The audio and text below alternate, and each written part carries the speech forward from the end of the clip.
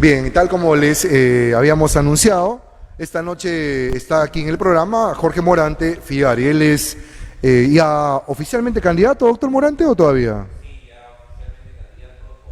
Popular con el Ya. número uno.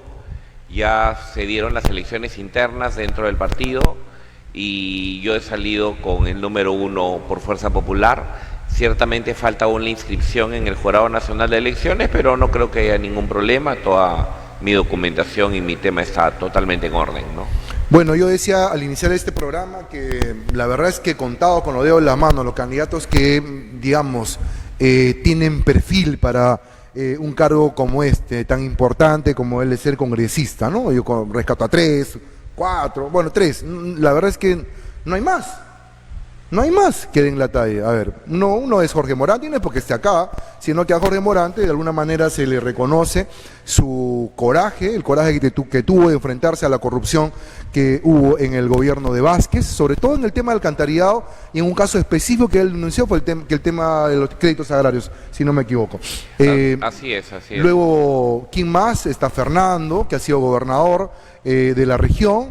¿Y quién más? Boris Morey, que también es un profesional que se ha formado desde muy joven y hoy está esperando, pero no hay más candidatos en realidad. Yo creo que la población lo tiene muy clarísimo, pero bueno, vamos a ir escuchando seguramente las propuestas de los candidatos. Doctor Morante. Bueno, solamente déjame decirte que coincido contigo solamente en el caso de Boris Morey, ¿ah?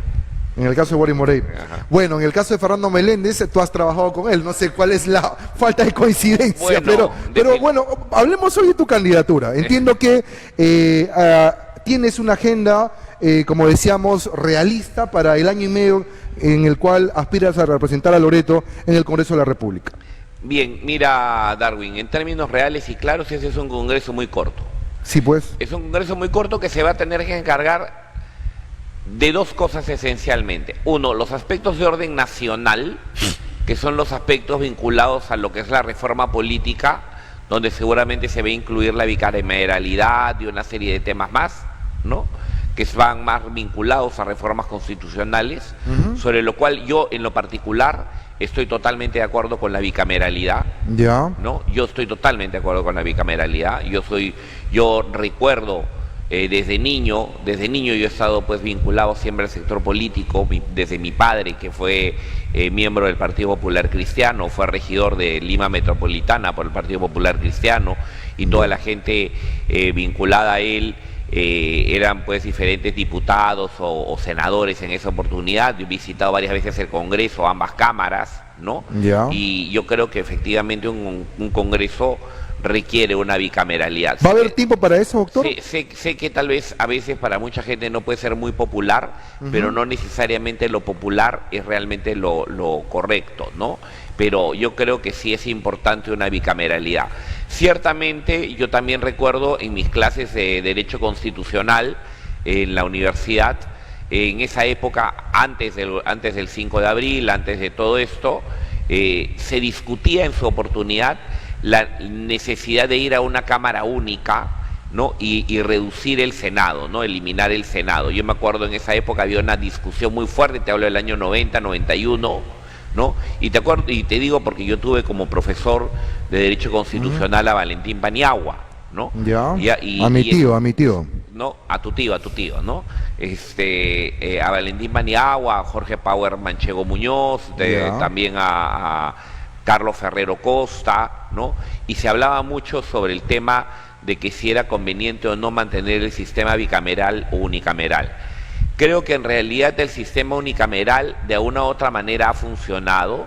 Creo que tal vez si se mantuviera aún, se tendrían que hacer una serie de correcciones, pero creo que un sistema bicameral es mejor, ¿no?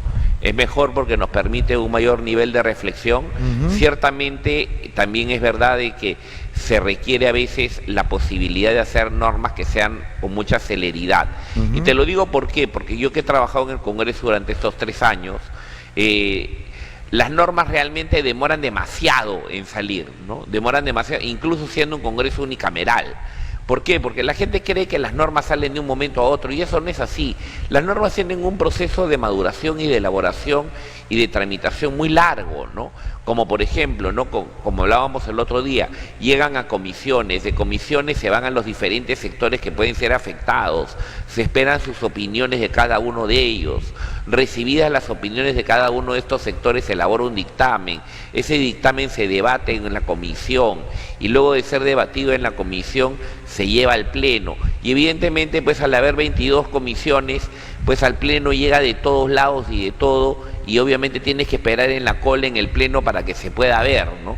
Eso lo vas a repetir un poco por dos, pero creo que en ese sentido, si se hace un congreso bicameral, pero con funciones muy específicas para la Cámara del Senado, yo creo que esto sí podría caminar y caminar mejor, ¿no? Ahora, doctor Morante, se estaba diciendo que Fuerza Popular, los fujimoristas, quieren regresar al Parlamento para vacar a Vizcarra.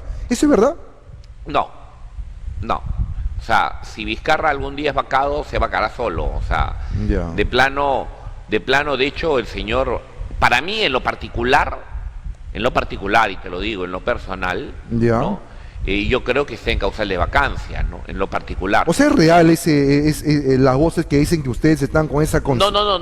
No es que ustedes estén con esa consigna, por eso te estoy diciendo, o sea, no existe esa consigna.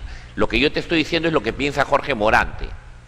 Sí, pero... O sea, lo que piensa Jorge Morante para mí está en causal de vacancia, pero de ahí a que consiga los 87 votos es una distancia muy larga, ¿no? ¿No? O sea, no va a ser una prioridad. Ahora, yo creo, no, ni hablar. Mira, a Vizcarra lo va a terminar de juzgar la historia, no nosotros. ¿Ya? A Vizcarra lo va a terminar de juzgar la justicia, no nosotros, ¿no? Porque acuérdate de una cosa, Fujimori en el año 92 cerró el Congreso y tuvo el 85% de aprobación, más aprobación que la que tuvo ahora Vizcarra al cerrarlo. Y eso es verdad, porque yo estuve presente en esa época, yo me acuerdo perfectamente de esa época, ¿no? Y yo me acuerdo, es más, mi padre, que en ese momento era regidor de Lima Metropolitana, estaba dando vueltas por el centro de Lima cuando fue el pleno golpe, porque estaban justo en la semana previa a las elecciones internas del Partido Popular Cristiano, y él se presentaba como secretario general por Lima. Entonces yo me acuerdo perfectamente de ese tema, ¿ya? Y tuvo un 85% de aprobación Fujimori al cerrar el Congreso. Y Fujimori, discúlpame, Darwin, nos podrá gustar o nos podrá dejar de gustar, ¿ya? Pero Fujimori en el momento que cerró el Congreso tenía bastante más poder que Vizcarra, ¿no? Y evidentemente todo el mundo pensaba que nada iba a pasar y que nunca iba a pasar nada y que todo iba a estar correcto y que nada por el estilo. A toda la gente que estuvo vinculada al proceso de cierre del Congreso el 5 de abril, recién la condenaron en el año 2009, es decir, 17 años después, ¿no? O sea, hoy día seguramente todos estarán felices, todos estarán contentos, pero el día de mañana las cosas cambiarán. Y van a tener que rendir cuentas ante la justicia. Sí, pues, pero en el caso de no tengo la menor duda, Darwin, y creo que la verdad es un poco ocioso saber ir dándole vueltas a un tema que ya sabemos que va a venir y que va a venir en algún momento y que definitivamente la historia se va a encargar de poner las cosas en su debido lugar. Siento o percibo, doctor Morante, una especie de resentimiento fujimorista cuando usted nos dice eso, ¿ah? No, si no es que simple y llanamente, Darwin, estas cosas ya han pasado a lo largo de la historia del Perú, o sea... Sí, claro, pero es diferente lo que pasó con Alberto Fujimori. Alberto Fujimori se convirtió en un dictador, un persecutor de las libertades y en ese afán ha cometido atrocidades por lo cuales hoy está purgando condena, o sea, las cosas son totalmente distintas. Mira, Darwin, ¿no? yo te voy a ser muy sincero, y te acuerdas cuando estuvimos la última vez acá, que estuvimos conversando, ¿no? Cuando yo te dije que al entrar al Congreso junto con Juan Carlos y entrar con el grupo de Fuerza Popular, a mí un poco como que no me gustaba la idea, ¿no? Y todo ese tema. ¿Y qué pasó? Esa pregunta justo le iba a hacer ahora. Y no me gustaba un poco la idea porque evidentemente yo venía con toda una carga, ¿no? Pero que al irlos conociendo poco a poco encontrabas a gente muy buena, gente muy positiva, encontrabas otra gente que no también, definitivamente, ¿no? Como por ejemplo, ¿no? ¿Qué positiva puede ser Rosa Bartra? No, bueno, yo creo que sí tiene sus cosas positivas, tiene sus cosas negativas, como cualquiera, como tú, como yo. Ya. ¿No? ¿Ok? Yo creo que sí, yo creo que por lo menos ha sabido ponerle los puntos sobre las sillas en varios temas, ¿no? Entonces, Y en muchos más solapar, por ejemplo, a Alan García y solapar muchas cosas, ¿no? Que han sido severamente cuestionadas. Bueno, puede ser cuestionable por ese tema, ¿no? Pero por ejemplo, agarraban y cuestionaban que solapaba a Keiko Fujimori, y ese congreso, esa comisión, Lavallato, tenía un mandato específico: verificar y analizar el problema de las coimas de las obras. No tenía para nada ningún mandato vinculado a todo lo que era el financiamiento de partidos. Entonces, por lo tanto, ese no era un tema visto por la comisión. No podías exigirle que vea algo sobre lo cual no tenía facultades. Entonces, evidentemente, tampoco no puedes pedir...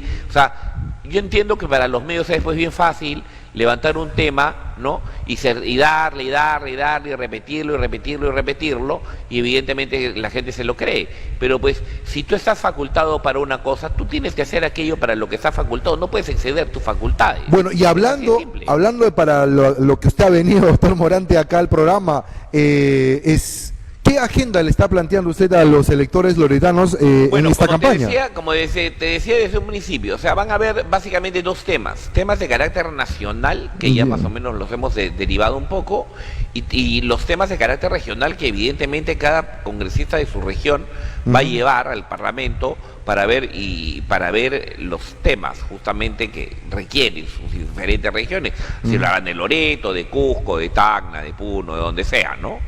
Entonces, en mi caso, en lo particular, y yo te digo eso sí, y tú comenzaste bien con respecto al tema de fiscalización, creo que yo me he metido muy fuerte en el tema de fiscalización y no es posible que se tenga que permitir todo este tipo de manoseos y de cosas extrañas que están pasando tanto en el Ministerio Público y el Poder Judicial con respecto al tema del caso del alcantarillado. ¿No?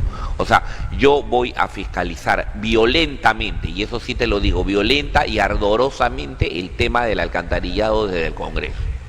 O sea, no voy a tolerar en lo más mínimo que sigan actuando como están actuando. A mí te digo, me huele muy claramente que si en Lima se habla de los cuellos blancos del puerto, acá en Loreto podemos hablar de los cuellos verdes de Loreto. ¿No?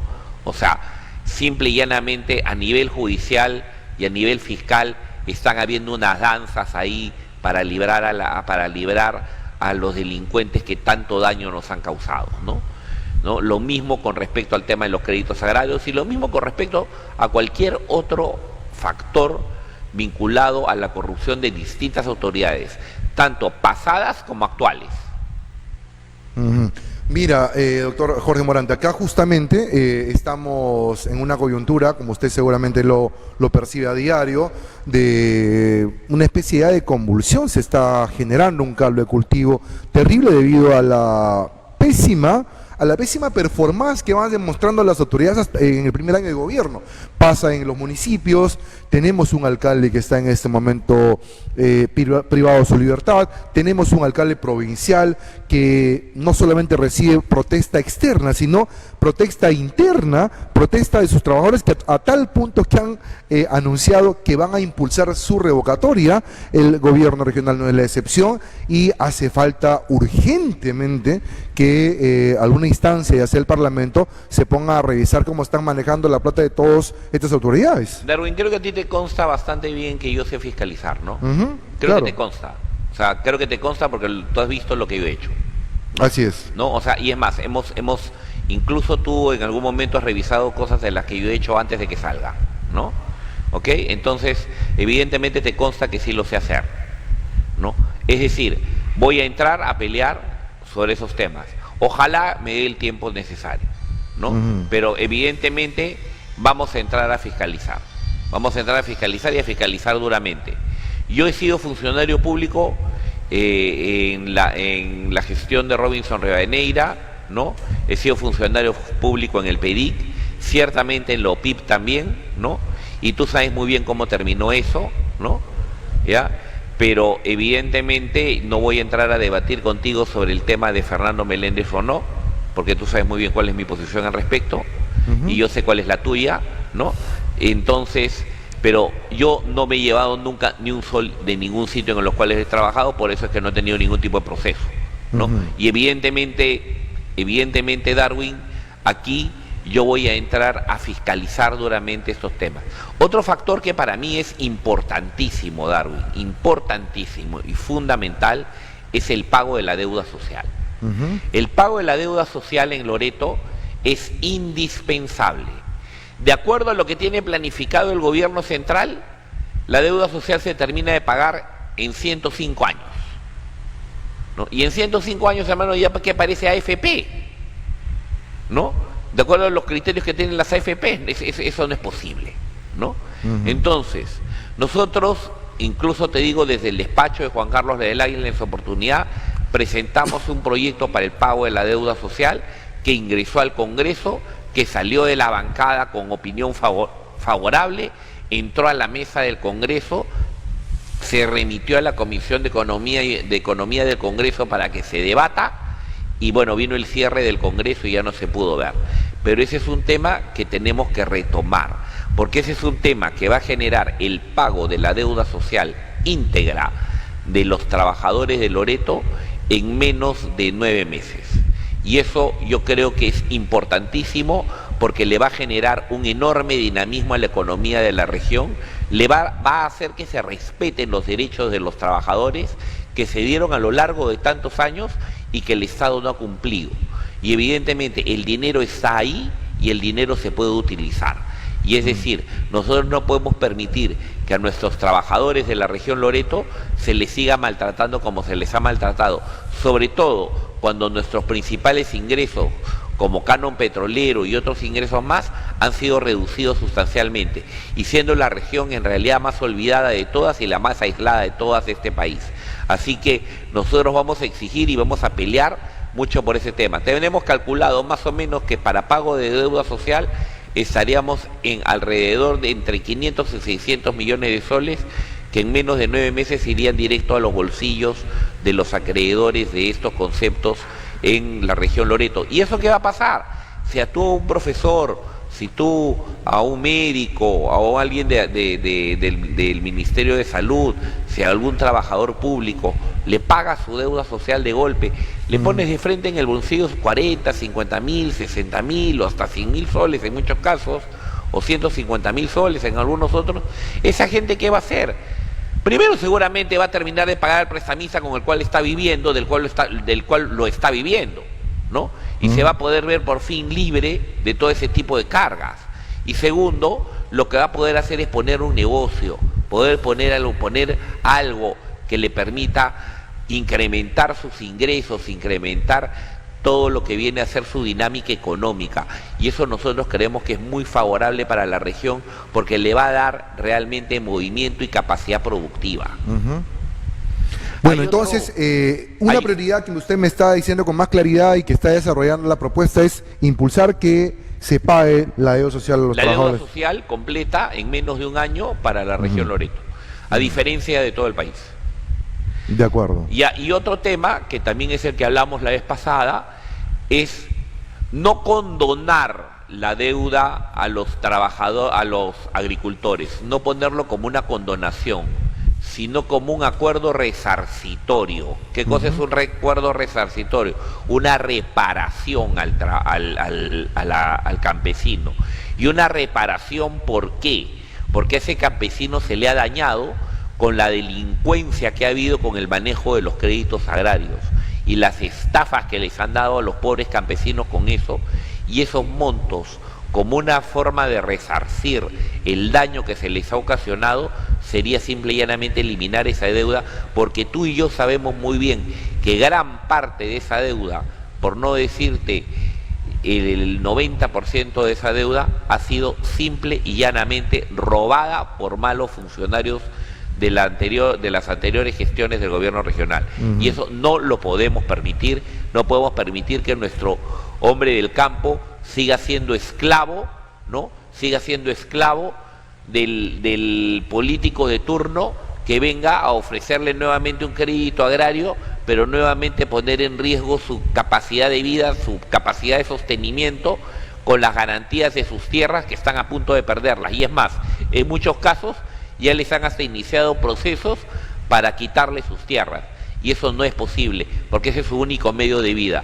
Y eso nosotros lo vamos a presentar, lo vamos a sustentar. Nosotros fuimos los que presentamos la denuncia de los créditos agrarios. Es decir, la información completita del tema la tenemos y la podemos sustentar perfectamente en el Congreso de la República, en el Ministerio de Economía y Finanzas, y sacar eso pero como por un tubo. Porque no puede ser posible que al campesino de nuestra región se le trate como se le está tratando, como si fuera un esclavo, como si fuera un sujeto sometido, gracias al mal manejo de un grupo de delincuentes.